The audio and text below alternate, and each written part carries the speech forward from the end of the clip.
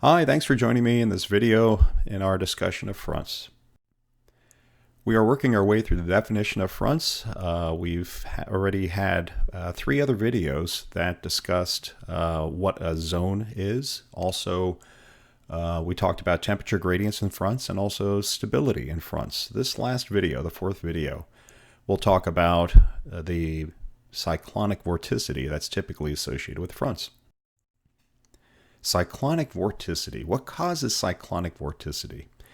In previous videos, we discussed what relative vorticity is, and we said relative vorticity can be caused by either curvature or shear.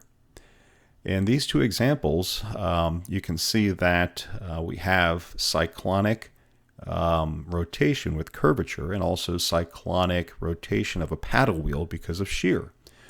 So vorticity, cyclonic vorticity, can be caused by counterclockwise circulations, the curvature, or shear in the atmosphere with wind decreasing in the n direction in this example. Cyclonic vorticity is found in fronts at low levels, and mostly at low levels this is a result of curvature. When we mean low levels, I'm talking about looking at the charts, the surface chart, the 925, 850, and 700 millibar charts. You'll see very strong cyclonic vorticity as a result of curvature.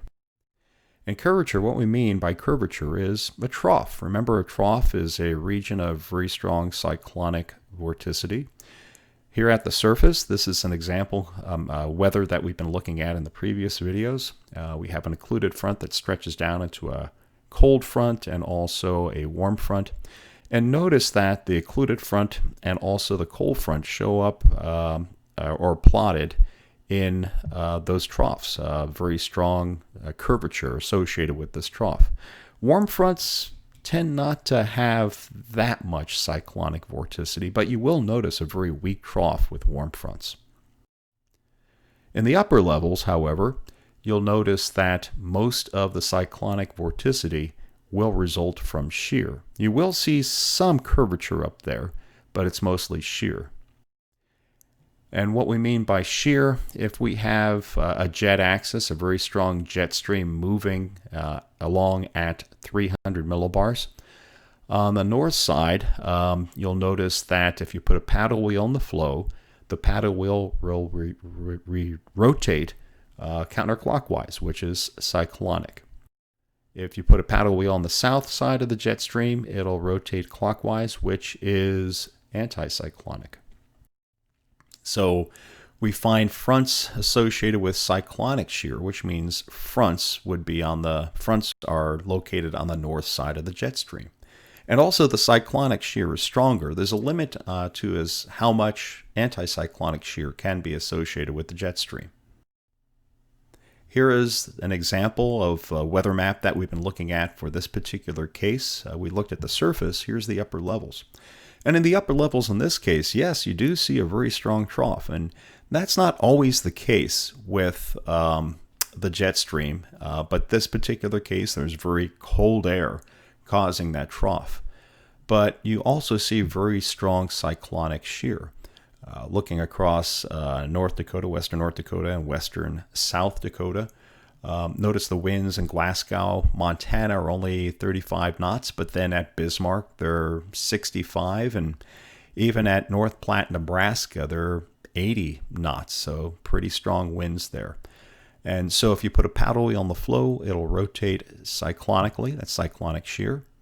On the south side, across Oklahoma and then going down into Texas, notice that the shear is anticyclonic. That paddle wheel will rotate clockwise. And if we look at it in cross-section, this is what we're looking at. We're looking at the front, of course, is a tropospheric spanning front all the way up into the tropopause. Notice that the cold air is to the north and the warm air is to the south. These green lines represent isotachs, lines of constant wind speed.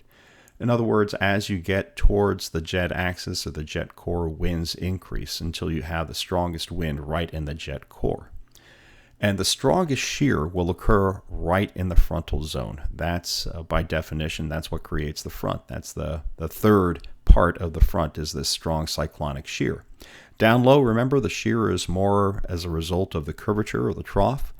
But in the upper levels, the shear is a result of the strong, or the cyclonic vorticity is a result of the strong shear in the upper levels of the atmosphere. And that wraps up our discussion of fronts.